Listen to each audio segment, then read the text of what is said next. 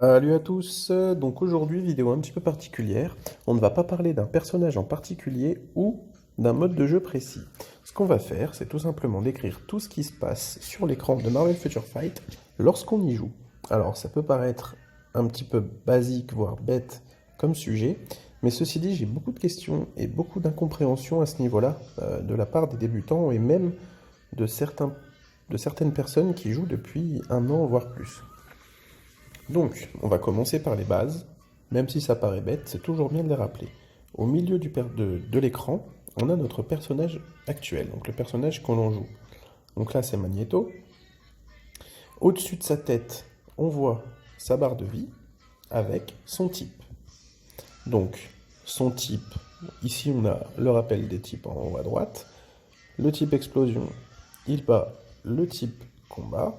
Le type combat bat le type vitesse et le type vitesse bat le type explosion. Et le type universel, il est un peu au milieu de tout ça.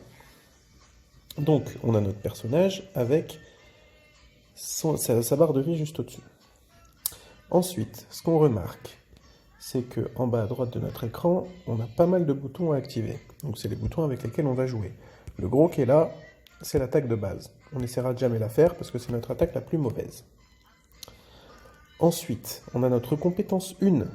Donc, c'est celle-ci, tout simplement parce qu'il y a le petit 1 ici.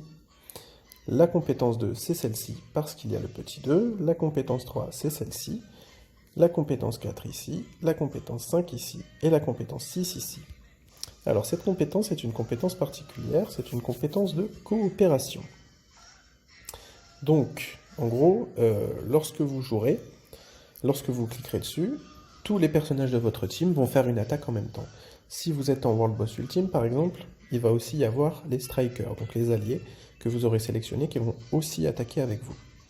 Donc là, par exemple, vous voyez, hein, il y a tous les personnages qui viennent un petit peu faire leurs affaires. Voilà. Ensuite, ce qu'on a d'autre. Tout à gauche, on a notre team, donc le personnage, putain, qui est tout en haut, à gauche. Ce sera celui qui activera sa compétence de commandement, celui qui est en haut à gauche lorsque vous lancez le combat. En dessous, ce sont les deux autres personnages de la team.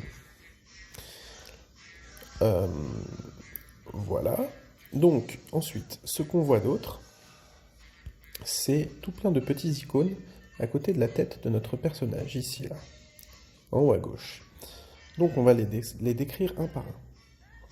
Le premier, celui qui est en violet actuellement, là, c'est le bonus d'uniforme. Donc, ici, il est actif, on le voit car il est violet. S'il n'avait pas été actif, il aurait été gris. Donc là, il est actif, et il nous donne de bons petits bonus. On s'en fiche un petit peu, c'est juste la description des effets. Là. Le deuxième, ce sera votre bonus d'équipement personnalisé. Donc ici, c'est un CTP de clairvoyance. Donc on a les bonus du CTP de clairvoyance. Ici, on voit qu'il n'est pas actif. Lorsqu'on va attaquer, il va s'activer à un moment, et tant qu'il sera vert, pétant, ça voudra dire qu'il sera actif. Là, par exemple, il ne l'est pas. Ensuite, à côté, donc on va passer ça là, parce que je fais un mode de jeu vraiment nul à chier. Voilà, donc ensuite à côté, on voit tout plein de petits icônes. Donc ce sont des icônes des compétences, enfin des bonus, des effets de tous les personnages réunis qui s'activent aux personnages en jeu actuellement, qui sont permanents. Donc par exemple, il a un bonus permanent qui augmente l'effet de tous les debuffs de 10% et augmente leur durée de 20%, etc., etc. En dessous de ça, on a soit les bonus, soit les malus qui vont s'activer et qui seront, eux, provisoires. Donc là, je vais en faire très peu parce que si j'attaque, je vais la one-shot et ça va me saouler. Donc là, par exemple, lorsqu'ils m'attaquent, ils me mettent des debuffs, donc ils me mettent des malus qui sont provisoires. Là, par exemple, je me prends un dégât de feu toutes les secondes pendant 4 secondes. Et ça se termine lorsque le chiffre arrive à 0. Ici, on réduit les vitesses de 50%, etc., etc. Et lorsque moi je vais attaquer, certaines attaques, comme par exemple la 5 ici, elle va augmenter toutes mes attaques de 15%, etc. Donc, voilà, ces bonus-là ne sont pas permanents, ils sont provisoires et ils s'arrêtent lorsque le chiffre retombe à 0. C'est à cet endroit qu'on voit si un proc est actif ou non. Et c'est très important de regarder ici, ça donne de bons repères. Par exemple, lorsqu'on joue avec Sharon Rogers, Donc je vais vous faire un petit exemple, hein. On va mettre Sharon ici, et on va faire un petit combat.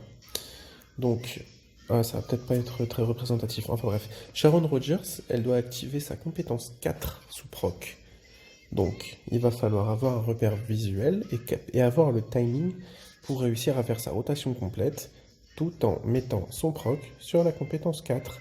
Sa rotation, c'est 3, 5, 4. Voilà. Bon, là, les ennemis sont vraiment beaucoup trop nuls pour que ce soit parlant.